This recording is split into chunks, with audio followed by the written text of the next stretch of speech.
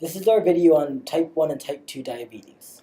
In a normal cell, insulin molecules would bind to the receptors in the plasma membrane and start a series of biochemical reactions, which ultimately lead to an increase of glucose transporting proteins in the membrane, so more glucose can enter the cell. Type 1 diabetes is an autoimmune disorder in which the body's immune system mistakenly destroys its insulin-producing pancreatic, or islet cells, making a person unable to produce the insulin that delivers sugar from their bloodstream into their cells.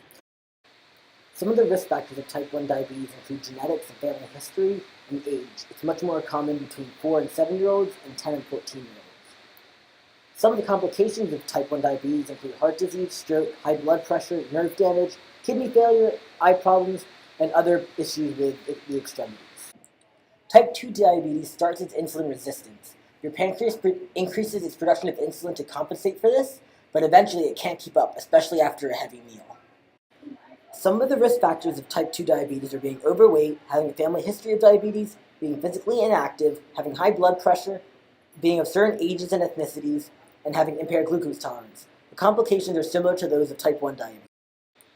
In this project, we focus on 1-RQQ, which is an insulin receptor, and an APS protein, or an adapter protein. The insulin binds to the receptor, which then activates the next step in the transduction pathway known as the CBL protein.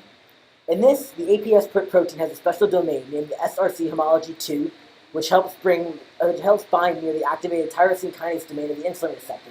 The APS is what also brings in the CBL protein when the insulin receptor is active, so the tyrosine kinase and the insulin receptor can phosphorylate the CBL protein, so we can continue the transduction pathway and eventually to an increased glucose uptake. The top green and bottom blue proteins are the insulin receptors. The middle green and yellow sections represent the APS protein that binds to all the proteins together.